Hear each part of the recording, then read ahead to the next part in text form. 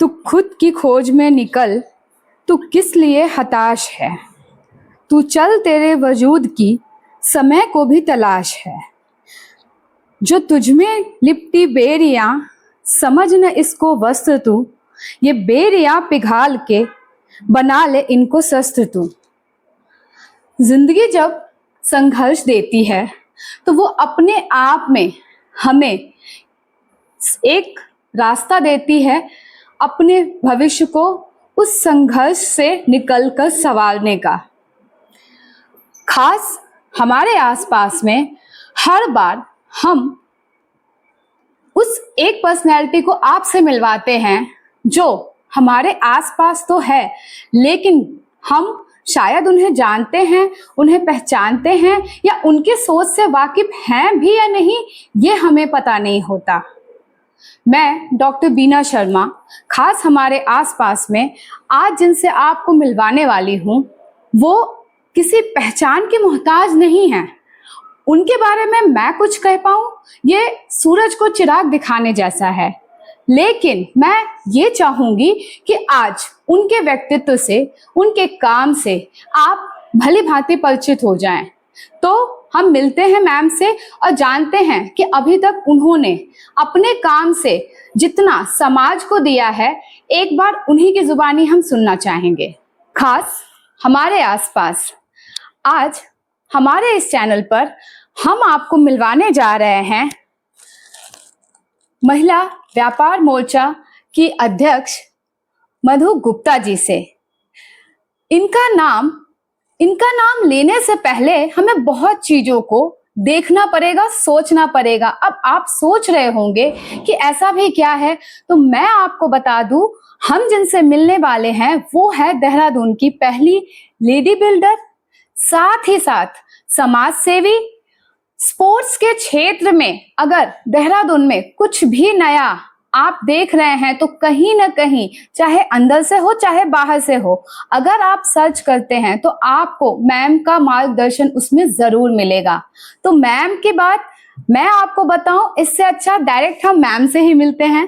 Ma'am, आपका स्वागत है। थैंक यू हमारे चैनल खास हमारे आसपास में। Thank you so much. Thank you so much. सबसे पहले मैम, आपके कार्य से हम भली भांति परिचित हैं, लेकिन खास हमारे आसपास पर जो आपको आमंत्रित करने का हमारा मेन उद्देश्य था, मुख्य उद्देश्य था, वो यही था कि बहुत सारी ऐसी बातें हैं समाज में जिससे आप अपने मत से लोगों को परिचित कराएं।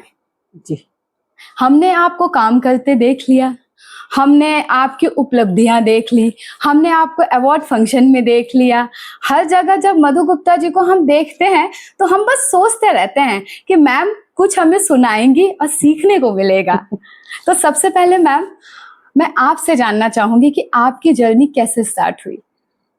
देखिए, सबसे पहले मैं आपके इस चैनल हमारे खास आसपास में आपका अभिनंदन स्वागत करती हूँ और धन्यवाद अदा करती हूँ कि आपने हम जैसी महिलाओं को, जो अपने क्षेत्र में कई वर्षों से कार्य कर रही हैं लेकिन वो पब्लिसिटी नहीं चाहती हैं, लेकिन आपके एक कॉल पर हम आपके पास इसलिए आए हैं क्योंकि आपका जो उद्देश्य है वो बहुत क्लियर है।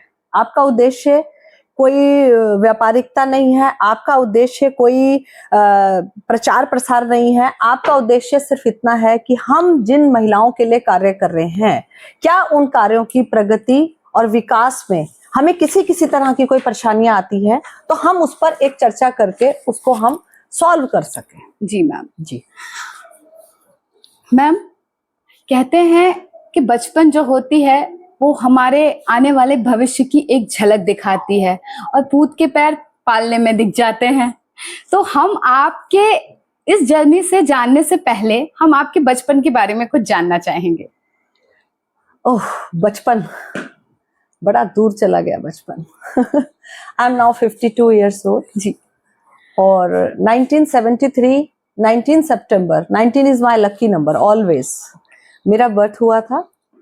मेरी मम्मा गायनेकोलॉजिस्ट है, थी, अब नहीं रही हमारे बीच। कोरोना कोविड काल में हमें छोड़ के चली गई। मेरे फादर एक बिजनेसमैन थे और वो एक अलग टाइप के बिजनेसमैन थे। मतलब बिजनेसमैन होने के बावजूद भी उन्हें किसी पैसे दौलत, शोहरत, नाम, जमीन जायदाद किसी से कोई लगाव नहीं था। उन्होंने मेरी मम्मा को जब गवर्नमेंट जॉब से ऑफर आया तो उन्होंने अपना सारा साम्राज्य छोड़ के, उनकी नौकरी के लिए सब कुछ छोड़ के वहां से विदा लेके देहरादून आ गए। से जुड़े किस्से मैंने इसलिए रखे यहाँ पर कि आपने जो भी कहानी मम्मी की बताई, माता जी के जॉब के लिए या उनके उस सर्विस के लिए पापा ने इतना बड़ा बलिदान दिया। बिल्कुल 70 के दशक में जिस वक्त महिलाओं को घर से बाहर निकलने देने के लिए पुरुष 10 बार सोचते थे, उस वक्त अगर कोई पुरुष ये काम करता है तो वो अपने आप में एक मिसाल है। और उस फैमिली से निकलकर जब कोई समाज को नया कुछ देता है तो वो ऑलरेडी हमारे लिए आज के डेट में एक विषय बन जाता है कि नारी शक्ति का सबसे बड़ा प्रमाण है। मैम, आज आप एक सक्सेसफुल बिजनेस वुमन हैं, समाज में अपना 100% दे रही हैं। जिस हिसाब से नारी शक्ति का प्रभाव बढ़ रहा है, आपको क्या लगता है सच में प्रभाव बढ़ रहा है? देखिए, अभी हम इस कंक्लूजन पे तो नहीं आए हैं कि कितने प्रतिशत बढ़ रहा है और कितने प्रतिशत नहीं, लेकिन चूंकि मेरा कार्य ही यही है कि मुझे ग्रामीण और नगरीय दोनों महिलाओं से मेरा वास्ता पड़ता है। हमने जो नगरीय देखी हैं वो अपने में सक्षम है, उन्हें किसी चीज की कोई आवश्यकता नहीं है। वो चाहे तो हम जैसे गोद लेते हैं तो वो भी हमारे साथ कंधे से कंधा मिला के गांव को गोद लेने की पावर रखती हैं। जो हमारी ग्रामीण महिलाएं हैं, आज भी उनके पास उद्यमिता है, परिश्रम है, उनके पास विवेक है, लेकिन उनके पास अपना कोई भी सामग्री बनाने के बाद उसको बेचने के लिए उचित व्यापार के लिए मार्केट नहीं है। इसके लिए वो हम पे बेस्ड है। ओके मैम, आपकी लाइफ पर जब मैं रिसर्च कर रही थी एज अ खास हमारे आसपास, तो हमने जो एक टैग लाइन देखा वो ये देखा कि जियो और जीने दो। Live, this is my favourite coat. Actually क्या होता है ना, समाज में जब औरत बाहर निकलती है, हालांकि उसका पति, उसका परिवार उसके साथ खड़ा भी हो, उसके बावजूद भी समाज में उसको कदम कदम पर कोई ना कोई नई नई चुनौतियां, नए नए संघर्ष का सामना करना पड़ता है। मैं अपने को लकी मानती हूँ कि मेरे पति ने मेरा हर पल, हर समय साथ दिया, और मैं सबसे बड़ी बैड लक ये मानती हूँ कि समय से पहले उन्होंने हाथ छुड़ा लिया। इस वजह से मुझे समाज में कुछ ऐसे लोगों का सामना भी करना पड़ा जिसमें उन्होंने कई तरह की उंगलियां उठाने की कोशिश करी।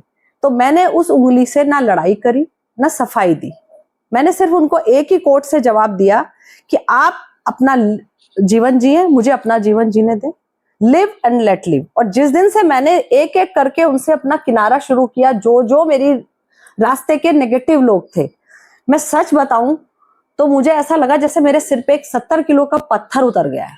इतना बोझ होता है उन नेगेटिव लोगों का समाज में, जो हमें हर वक्त वॉच करते हैं, हर वक्त क्रिटिसाइज करते हैं।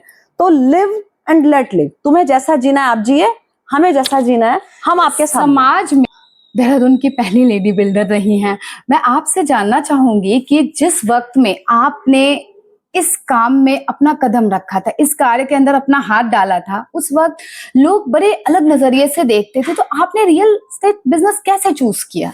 देखिए, मैं अकेले तो रियल एस्टेट में पैर नहीं रख पाती, ये बात सच है, जब तक मेरे पति का मेरे साथ साथ ना होता। क्योंकि मेरी बहुत छोटी उम्र में शादी हो गई थी जी। बच्चों से भी मैं फ्री हो गई थी, उनकी पढ़ाइयाँ, स्टार्टिंग बिगिनिंग पढ़ाई जो होती है, लेकिन उसके बाद जैसे कहते हैं एक समय ऐसा आता है जब औरत ये सोचती है कि मैं कुछ करना चाहती हूँ। तो मेरे मन में यही था कि मुझे कुछ करना है, तो मेरे पति का बिजनेस ही यह था।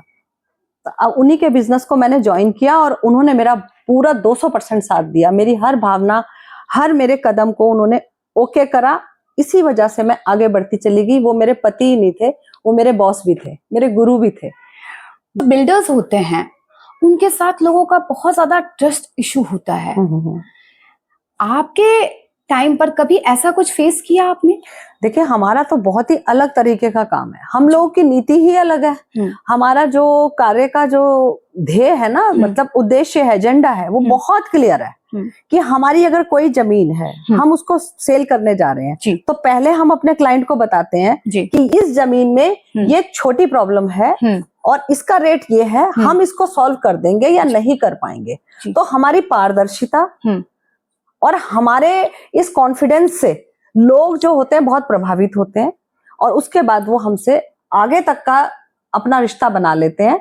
कल को उन्हें कोई दिक्कत भी आती है, कभी जमीनों में दिक्कत आ भी सकती है, क्योंकि जर जोरू जमीन सब किस्मत की चीजें हैं। कब कहाँ किस जगह कौन सी चीज फायदा दे जाए, कौन सी चीज कहाँ नुकसान दे जाए। तो मैं अपनी बात करती हूँ कि मैं उनसे अगर कोई दिक्कत आती है, उनका एक भी कॉल आता है तो मैं उसको उनसे बायबैक ले लेती हूँ कि प्रॉब्लम आज से मेरी हुई, तुम्हारे पैसे इस मोड में इस हिसाब से जो चाहिए मुझसे ले लीजिए। तो एक पारदर्शिता और कमिटमेंट बहुत जरूरी है। तो इसके दौर में आप क्या कहना चाहेंगी? देखिए, जब भी कोई आप अपनी प्रॉपर्टी के लिए इन्वेस्ट करना स्टार्ट लेते हैं, आपको चाहिए कि आप पहले अथॉरिटी पे जाएं जी, पहले कागजों के राजस्व विभाग में जाएं, पहले अच्छे से जांच पड़ताल करें, क्योंकि हम भी जब खरीदते हैं, अगर हम आपको राय दे रहे हैं तो हम भी जब खरीदते हैं हम भी ये सब चीजें करते हैं। तो हमारे साथ तो सब सिक्योर्ड है, लेकिन कई लोग ऐसे होते हैं जो सोचते हैं कि चंद दिनों में तुरंत एक कहते हैं ना अमीरी की रेखा को छूना चाहते हैं, शॉर्टकट रास्ता अपनाते हैं। तो कई सारी किटीज भी हैं ऐसे, मैं रोज न्यूज पढ़ती हूँ कि पैसे इकट्ठे करे और उसके बाद भाग गए। तो शॉर्टकट वाले रास्ते में तो फ्रॉड है, लेकिन आंख नाक कान खोल के अगर आप कोई व्यापार कर रहे हैं और आप सोच समझ के इन्वेस्ट कर रहे हैं तो आपके साथ धोखा हो ही नहीं सकता। यंग जनरेशन को रियल एस्टेट में अगर आना है तो उनके लिए आप क्या सुझाव देना चाहेंगी? थॉरोली होमवर्क करें पहले इस पे, खाली स्कूल की पढ़ाई से काम नहीं चलेगा। मतलब कहीं ना कहीं फील्ड पर उतरे, सीखे, बिल्कुल एक्सपीरियंस ले, फिर उसके बाद ही जंप करें इस काम में। एग्जैक्टली जितना सीखेंगे उतना आप आगे आने वाले लोगों को एक्सपीरियंस से। Yes ma'am. मैम, अब हम बात करते हैं आपके व्यापार महिला मोर्चा के रिगार्डिंग। जी। सबसे पहले कि इतने सारे लोगों को आपने जोड़ा, इसका थॉट प्रोसेस कैसे आया? जैसे कि मैंने आपको बताया था कि लास्ट ईयर मैं थोड़ा सा डिस्टर्ब रही जी। उस डिस्टर्बेंस के बीच में मुझे कॉल आता है कि हमने पिछले 35 से 40 वर्ष में युवा या पुरुष ही बनाया है व्यापार मंडल का अध्यक्ष। ये पहला साल है 2025 कि हम महिला को बनाना चाहते हैं। तो I am the first lady builder and also first lady president in. Ma'am के लिए मैं स्पेशली क्लैपिंग इसलिए करूंगी कि लाइफ के एक दौर ऐसे आते हैं कि जब हमें लगता है हम टूट गए हैं, बिखर गए हैं, और शायद मन जो है सारी चीजों से हट जाता है। लेकिन उस वक्त अगर आपको आपका समय कुछ नया कहने को कहता है, बनने को कहता है, और अपने उन दर्द को समाज के लिए पीछे छोड़कर कुछ नया जब करते हैं तो वो मधु गुप्ता जी बन जाती हैं। मैम, वुमेन एम्पावरमेंट जो है ये जमीनी स्तर पर कितना हो पा रहा? देखिए, जमीनी स्तर से पहले मैं कागज स्तर पे आती हूँ जी। जितना भी वुमेन पावरमेंट या महिला सशक्तिकरण है जी, सबसे पहले ये पेपरों में आता है। On paper. अब वो ऑन पेपर के बाद धरातल पे लाने के लिए बीच में बहुत सारे स्लैब्स हैं। अगर वो स्लैब्स पारदर्शिता से चले तो मैं नहीं मानती कि महिला सशक्तिकरण में कोई कमी रहेगी। लेकिन ये जो बीच में बटता है ना, ये जो बंदर बाट होती है, ये कागजों की हेरा फेरी होती है। अपने अपने खाते हैं, कद्दू बटेगा तो सब में बटेगा। बिल्कुल बिल्कुल। ये सब चीजें जो होती है ना, अगर इस पे रोक लग जाए, एक आम आदमी और एक सरकारी आदमी दोनों एक परिवार के सदस्य बनकर पारदर्शिता से काम करेंगे तो ये सेक्टर जो है ना, महिला सशक्तिकरण, बहुत पावरफुल होने वाला है।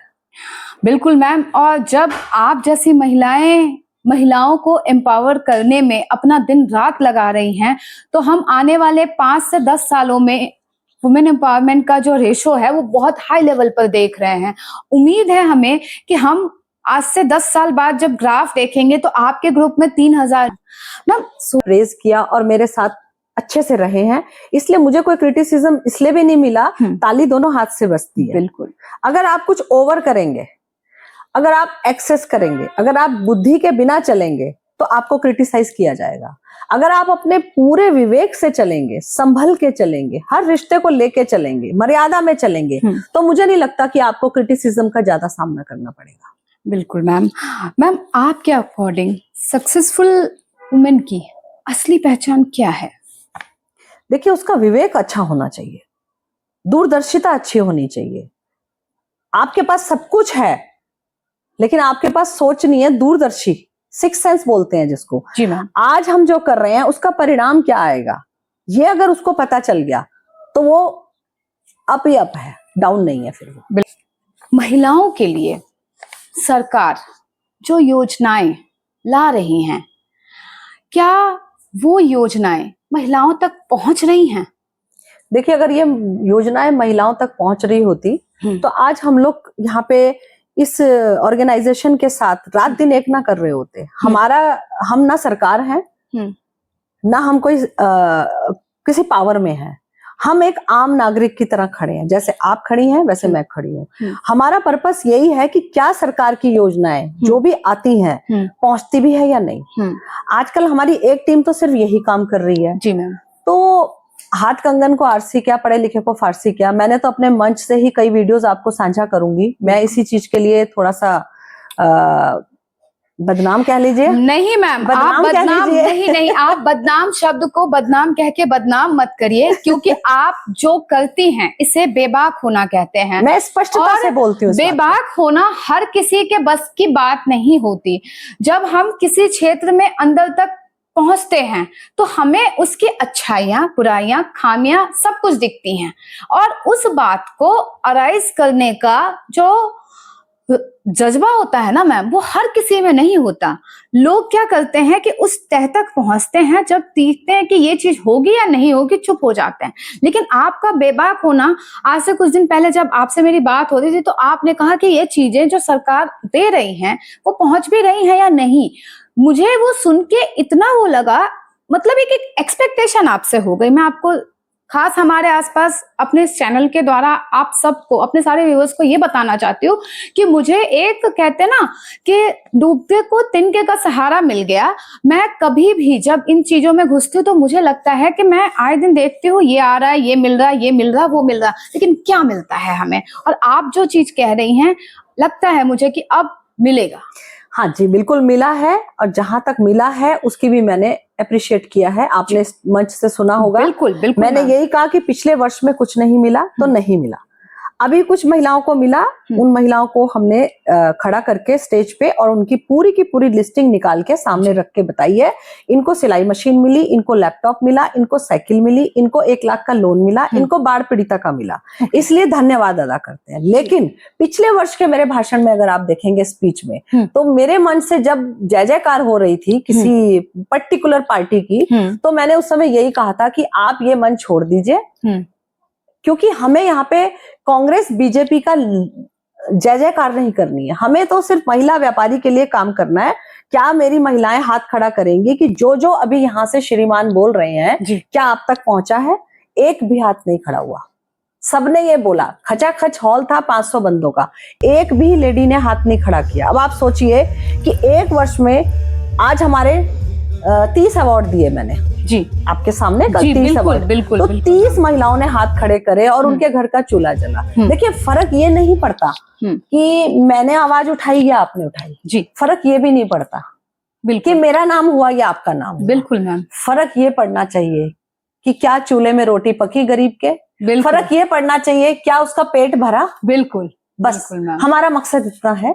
हमें कोई नाम नहीं चाहिए, कोई हमें इलेक्शन नहीं लड़ने हैं, कोई हम किसी पार्टी की जय जयकार नहीं करेंगे, लेकिन हम सब कुछ करेंगे सिर्फ उस पर्सनैलिटी के लिए जो हमारी महिलाओं के लिए। वो महिलाएं जो बहुत ही पिछड़ी हुई हैं, निम्न स्तर पे बीपीएल से नीचे की लाइफ गुजार रही हैं, लेकिन उनके हाथ में बहुत अच्छी एक उद्यम है। वो बहुत अच्छी बड़ियां बनाती हैं, अगरबत्ती बनाती हैं, साबुन बनाती हैं, शो पीसेस बनाती हैं, जूसेस बनाती है। मेरे पास लॉट ऑफ लिस्ट है जी मैम। तो उनको तुम एक मार्केट दो, व्यापार दो, मंच दो, उनको अप्रिशिएट करो, उन्हें सम्मान दो। अगर आप नहीं दे पा रहे हैं तो हम देंगे इसको। और हम कैसे देंगे, हर चीज में एक पैसे की जरूरत होती है। जी। जितना मेरे से होगा मैं करूंगी और जितना नहीं होगा हम सरकार से नहीं मांगेंगे। मैंने अपना बराबर बराबर ग्रामीण के साथ एक नगरीय मंच भी तैयार कर दिया है। ओके। अब नगरीय महिलाएं हमारी कंधे से कंधा मिला के ग्रामीण महिलाओं को आगे बढ़ाएंगी।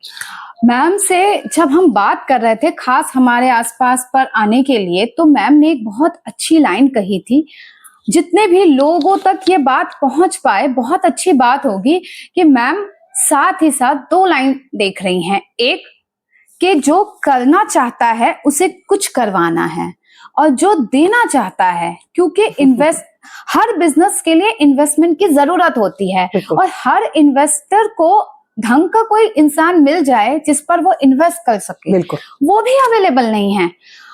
टीवी पर हमने बहुत सारे ऐसे कार्यक्रम देखे हैं जहां पर लोगों ने अपनी बिजनेस को पिच किया है, उन्हें इन्वेस्टमेंट मिला है, वो बहुत ऊंचे स्तर पर चला जाता है।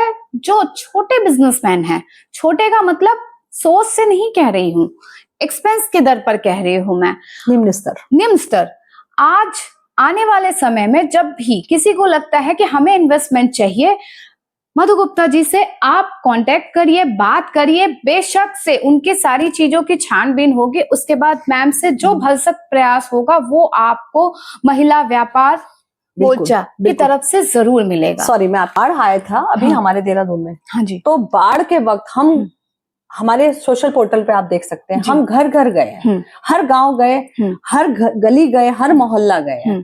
हमने वहां पे अपनी पूरी टीम से लिस्ट बनवाई और उनके घर में जिस जिस चीज की जरूरत थी, हमने वो सारी जरूरत की चीजों को बचत में, मेरे ब्रदर हैं उनको बोला कि ये ऐसे ऐसे पैकेट्स जिसमें टॉर्च भी थी, दाल मसाले थे, आटा चावल, चीनी, चाय पत्ती, साबुन, जो भी एक रोजमर्रा की चीजें उनकी बह गई थी, उसके पैकेट्स बना करके जितने हम दे सके हमने दिए। फिर इसी तरह हमने एक मैसेज छोड़ दिया हर क्षेत्र में कि आप वहां जाएं, मधु गुप्ता के नाम से पर्चा कटवाएं और सामान उठा के लाएं। आप यकीन नहीं मानेंगी, 2,75,000 का सामान वहां से उठा है। ओके। तो आज हम किस सरकार का मुंह देखें? आप तो अपने आप में आज अगर हम देखें मैम, आपने अपने आप में एक कहता है ना कि नया सरकार बना लिया है, जहाँ पे ऑलरेडी आप लोगों से लाकर लोगों तक, अपने से लाकर लोगों तक पहुंचा रही हैं। हमें आस भी नहीं रही, आस भी नहीं रही, एक्चुअली आस ही नहीं रही। अब हम अपनी महिला को मजबूत करेंगे, हम अपनी महिलाओं के लिए कंधे से कंधा मिला के खड़े होंगे, और आने वाले वक्त में आप भी यही हैं, हम भी यही हैं। एक साल में आपने डिफरेंस देख लिया है जी मैम। अगले साल तक अगर ईश्वर ने हमको इतनी ही शक्ति दी, हम 1 लाख महिलाओं का समूह एक साथ खड़े होकर इस जश्न को एक बार फिर से मनाएंगे। आप कहते हैं कि बहुमुखी प्रतिभा की धनी हैं। मैंने देखा डिटेल्स में कि आप स्पोर्ट्स क्लब के लिए भी बहुत कुछ कर रही हैं, आप दून स्पोर्ट्स एकेडमी की ओनर हैं। जिस हिसाब से स्पोर्ट्स का रुझान लोगों में बढ़ रहा है, आने वाले 10 सालों में आप देहरादून को किस लेवल पर स्पोर्ट्स में देख रही हैं? देखिए, स्पोर्ट्स में मेरा रुझान तो मेरे बचपन से ही था जी।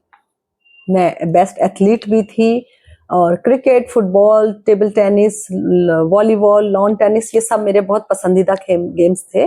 और एक इसको मैंने बहुत अच्छे से अपनी लाइफ को जिया है, स्पोर्ट्स की लाइफ को। लेकिन बीच में कुछ समय के लिए, कहते हैं ना, जब शादी हुई, बच्चे हुए, तो वो छूट गया मेरा। लेकिन जब मैं अपने प्रोजेक्ट्स कर रही थी, तो उस प्रोजेक्ट्स के दौरान मेरे गांव में जाना हुआ। वहां जब मैं गांव में गई तो मुझे वहां पता चला कि एक दादी है, She is 80+. 80+? Yes. Okay. एक दादी हैं और वो शूटिंग बहुत अच्छी करती हैं। तो मैं उनसे पर्सनली जाके मिली हूँ। उसके बाद हमने ये सेफ्रॉन में एक फंक्शन किया और उनको ला करके पब्लिकली प्लेटफॉर्म पे लेके आए, उनको अवार्ड दिया। आप मेरी फेसबुक में देख सकते हैं, मेरी उनके साथ फोटो भी है। उस समय अरविंद पांडे जी भी थे उस प्रोग्राम में। तो हमने ऐसे ऐसे लोगों को चुन के लाने के लिए एक संस्था बनाई, SPO, sports promotion of India. उसमें मुझे प्रेसिडेंट का पद दिया गया, चेयरमैनशिप का। और मैंने कई वर्षों तक उसमें कोने कोने से ऐसे खिलाड़ी, ऐसे खेल खिलाड़ियों को ढूंढा है जिनके अंदर बहुत प्रतिभा है, पर कमी क्या है, उनको प्लेटफॉर्म नहीं है, सेम प्रॉब्लम। उन पे इक्विपमेंट्स नहीं है, सेम प्रॉब्लम। तो खेल जगत हो, व्यापार जगत हो, जो कमियां हैं वो बिल्कुल इक्वली है, इक्वली। तो जितना मेरे से वहां हो पाया हमने वहां करा। वहां भी मेरे राइट और लेफ्ट हैंड थे, यहाँ तो खैर मेरे पास बहुत सारे हाथ है।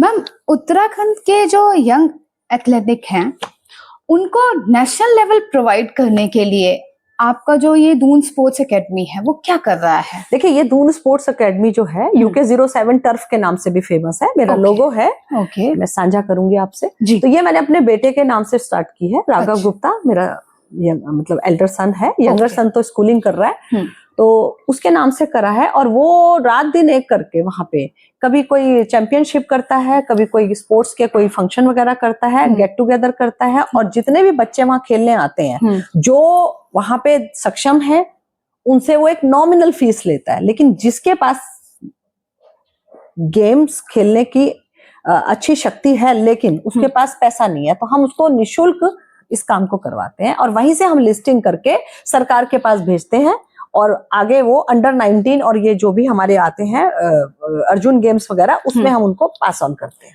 मैम, अगर गवर्नमेंट सेक्टर और प्राइवेट सेक्टर साथ में मिलकर स्पोर्ट्स में काम करे देहरादून के अंदर, तो क्या आने वाले सालों में देहरादून स्पोर्ट्स हब बन सकता है? बिल्कुल बन सकता है। हमारा एजुकेशन हब से स्पोर्ट्स हब में जाने में सिर्फ दो ही चीजों की कमी है कि सहयोग की कमी है। अगर सहयोग दो ही सिचुएशन में हो सकता है, या तो हम स्वयं करें या किसी से लें। लेकिन जब हम स्वयं और दूसरे के साथ एक हाथ मिला लेते हैं, हमारा गवर्नमेंट और हमारा प्राइवेट सेक्टर, प्राइवेट हम हो गए, गवर्नमेंट सरकार हो गई, हम दोनों अगर हाथ मिलाएंगे तो हमें नहीं लगता किसी चीज की कोई कमी रहेगी।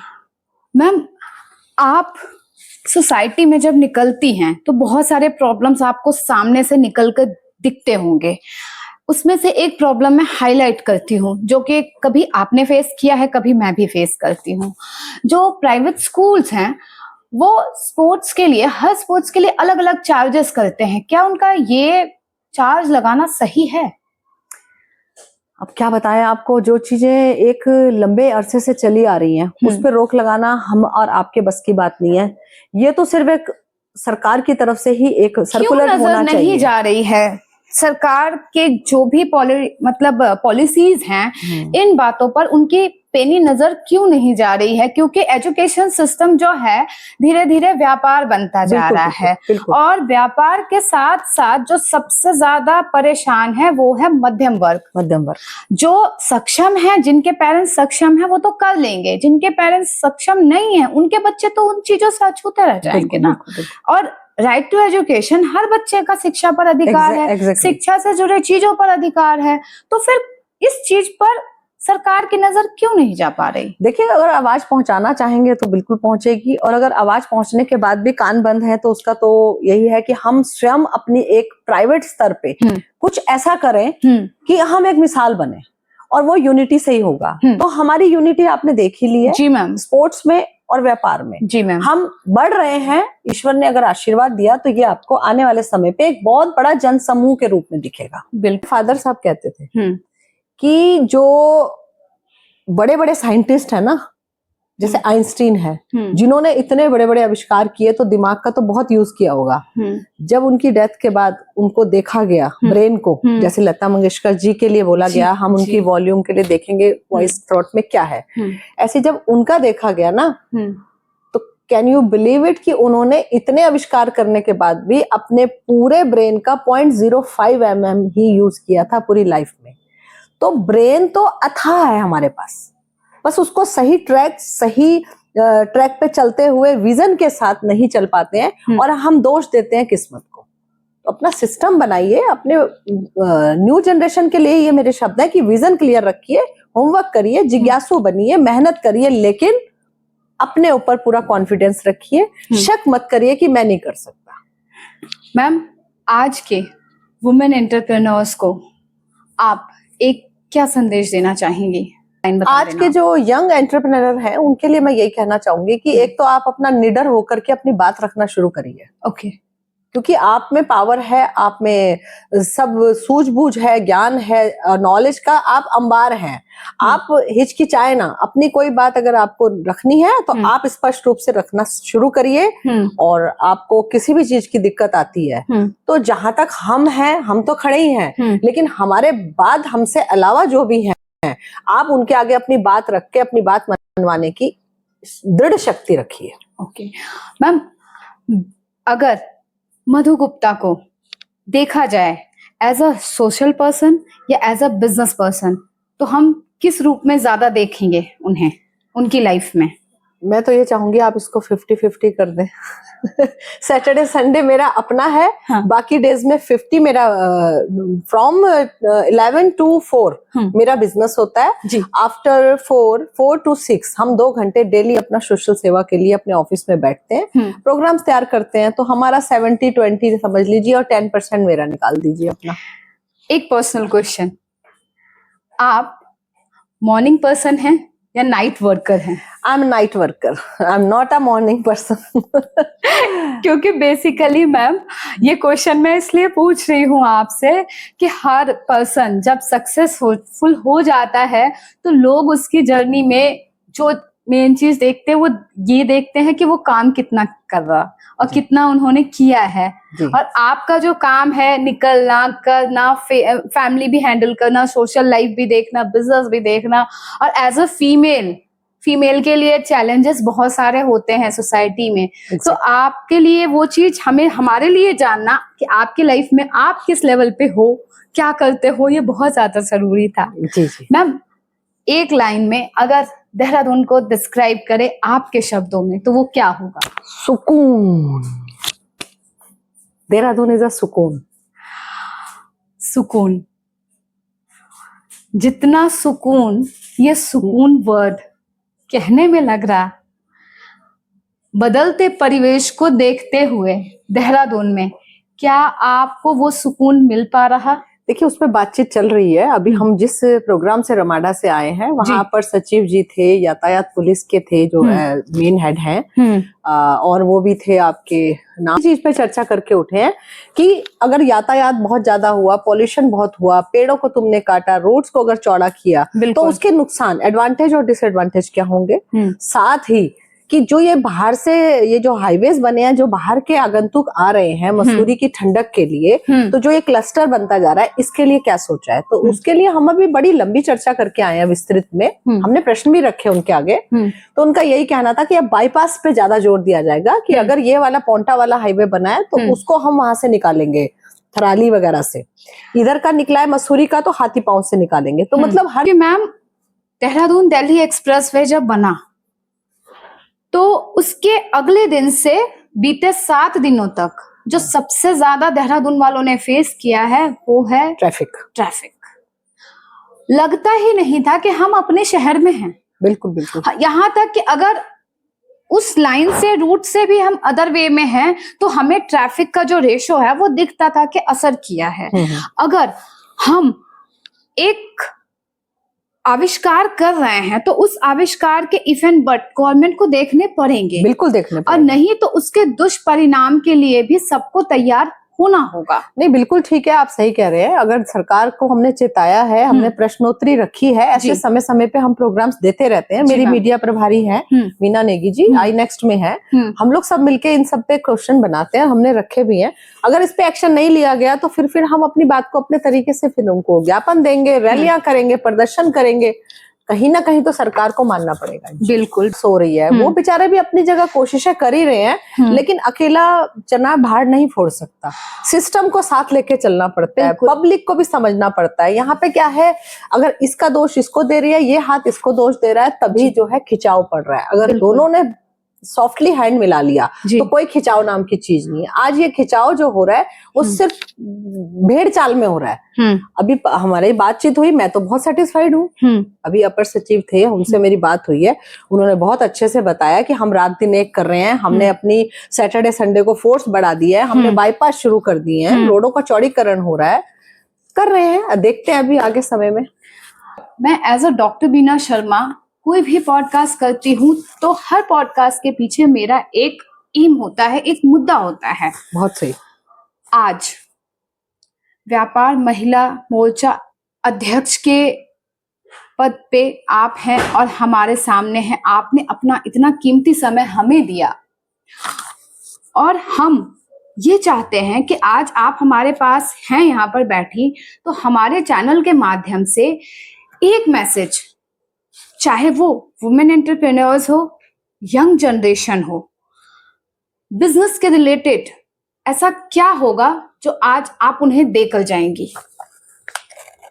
देखिए, मैं अपनी यंग जनरेशन, यंग एंटरप्रेन्योर्स को यही कहना चाहूंगी कि आपके अंदर बहुत काबिलियत है, अथाह काबिलियत है। सिर्फ पहचानने की जरूरत है। अपनी शख्सियत पे हमेशा भरोसा रखें। अपने आत्मसम्मान को कभी खोने ना दें। भीड़ का हिस्सा कभी ना बने। अपने ड्रीम्स को पूरा करने के लिए निडरता के साथ अपनी बात को रखने की हिम्मत रखें और अपने सपनों को अचीव करने के पीछे दौड़ें। यही मैं कहना चाहूंगी। और मैं आप सबको एक और बात बता दूं कि मैम हर गवर्नमेंट स्कीम के साथ जुड़ती रहती हैं, जानती रहती हैं, पहचानती रहती हैं कि आपको क्या मिलना है, क्या नहीं मिलना है। तो आने वाले समय में कभी भी व्यापार से रिलेटेड महिला हो, मैम कुछ पुरुष भी हैं, सिर्फ समाज जो है पुरुष से भी चलता है, तो हम ये चाहेंगे कि अगर कोई पीड़ित है, किसी को कोई तकलीफ है, उन्हें कभी किसी सहायता की जरूरत है, तो आप एक आध नजर उन पर भी जरूर दें। अब आपकी बात से मैं सहमत हूँ। जी। व्यापारी तो देखो पहले पुरुष ही था, महिला जी, तो बाद में बाद बनी में है। बनी है। हमारी जो विंग है हाँ। वो विंग 2 है। ओके। एक युवा पुरुष की है, एक जी। महिला विंग मैं देख रही हूँ। जी। युवा मेरे विशाल गुप्ता भाई हैं, वो देख रहे हैं। ओके। तो मैं उनको उनकी समस्या को उनके तक पहुंचाने की हिम्मत रखती हूँ। बिल्कुल। तो अगर आपको व्यापार से रिलेटेड कभी भी कोई भी प्रॉब्लम होती है, जहां पर लगता है कि आपकी बात कानूनी है, लीगल है, इलीगल कोई भी बात के लिए आप प्लीज हमसे संपर्क ना करें। यहाँ पर जो भी हम बैठे हैं वो एक मुद्दा लेकर बैठे हैं कि समाज को कुछ नई दिशा दशा हम दे पाए, ठीक है। तो व्यापार रिलेटेड कभी भी आपको लगता है, मैं मैम का जो डिटेल है इंस्टाग्राम, फेसबुक आईडी मैं लिंक अप कर दूंगी, खास हमारे आसपास के चैनल पर।